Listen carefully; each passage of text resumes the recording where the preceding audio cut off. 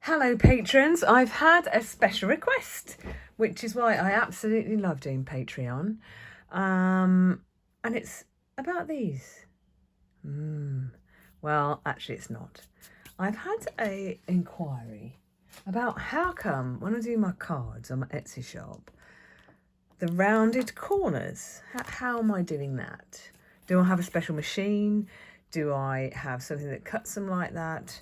Yes, it is these and these. The thing is, I think rounded corners just add something to a card and they make them look more professional. Simply because most people go for the default, which is just to stick something on top of something else. So, for example, this is how the corner of one of my cards will look before I cut the corner. Now, I don't like to cut corners in what I do, but if it makes things more efficient and I can get the same result, why wouldn't I? So here I've done the original of this, which is a paw print heart. I designed it for bereavement, for pet bereavement, because there aren't a lot of pet bereavement cards in the high street shops, I've noticed. And one of the things that you can do with art is provide people with something you think is missing or an amazing solution for something that they really want. That's why I'm always listening to feedback. So I made this beautiful design, which people have fallen in love with. And I did a muddy one as well, but everybody voted and they said they love the rainbow one. And you can see here, I've already cut the corners. And what I'm going to do on this video today, it's a short one. I'm going to show you why I started the video by talking about these little bits. What you need to do to create this look is a strategy. So here I am with my scissors, which are sharp enough. They're actually not particularly amazingly crafty scissors, and I've probably had these for about 15 years.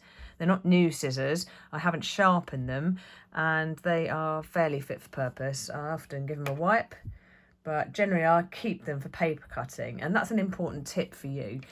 If you have needlework scissors, fabric scissors, food scissors in the kitchen, paper scissors, keep them to that purpose, a bit like a chopping board. My mother is very strict on what her chopping boards are used for.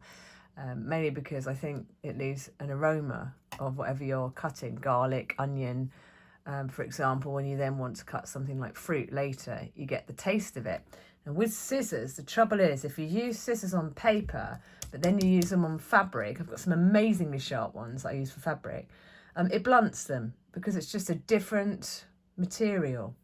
And then you'll end up crunching corners. So I'm going to demonstrate to you here what I do to do a curved corner. I line up my scissors here in the corner with a very small amount. I'm going to do this really close to the camera, okay? I line up my scissors sort of next to the card. I'm normally cutting... Achoo! I knew I was going to sneeze. That's a bonus for you today. With no risk of germs because we're on the video. How good. Right, where was I? So one of the things I do is I'm using quite stiff cards, stiff paper. This is 300 GSM professional watercolour paper and it's smooth. And the reason it's smooth, if you've seen my other videos, is because my calligraphy pen will write on it smoothly and not be bumpy. If I was going to cut the corner on this particular piece of card, I will bring the scissors in my hand up to it and kiss it, and then slide it towards the end till I get to about here, okay? And then bite down on the scissor blades. I'll turn it sideways so you can see. And as I do so, I'm going to move the card, so watch. So some people might think that to cut the corner on a piece of paper like this, you would do this.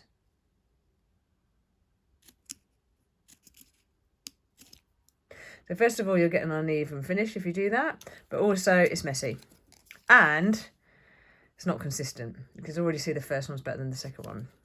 So let's see that again. I'll bring the scissors up to the edge of the paper like that, bite down, and I'm going to twist this piece of card upwards like that. I'm not moving my scissors, I'm moving the paper. That is absolutely massive. You ready?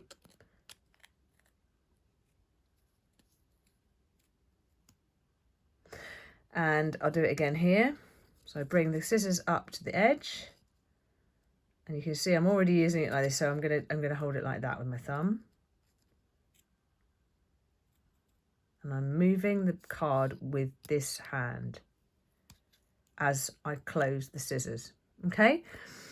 It's a very simple act, but one that I'm asked about a lot.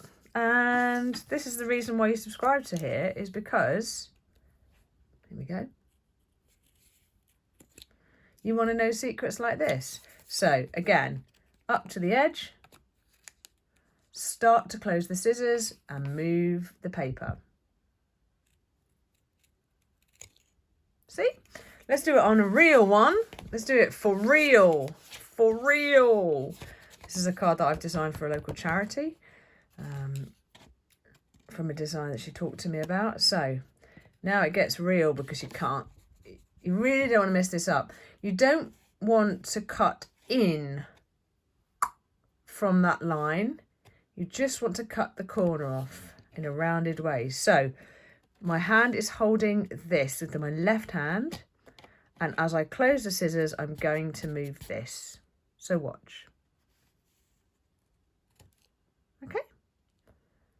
Perfect. You can do this, which gives you a straight cut, and then you can tidy it if you prefer. But let's do that again one more time. I'm going to move the card, not the scissors. The scissors stay still. Ready? As I close the scissors, I move the card. Ready? Watch it twist. Watch the fairy move. Okay? And then you've got 4 corners cut neatly. I hope that that explains for you how I go from this to this with just using these and this and standard paper. Now, just for note, you do end up with a lot of little corners like this, and it can be satisfying, a little bit like when you go to a restaurant, remember that, and they come along with the crumb scrapers. You do need to be mindful that you'll have, so when you're cutting off the corners, don't do it over the carpet, do it over the table or a tray, and then you can scoop them up afterwards and clean up afterwards and chuck them in the bin. Okay? Have a wonderful day. Thank you as ever for supporting me as an artist. You give me purpose to provide beautiful artwork for you and others, and even for me too. I hope that your artwork is improving every time you watch one of my videos, and please do share what you're doing on our calligraphy page on Facebook. I'd love to see what you're up to. Thanks very much. See you next time.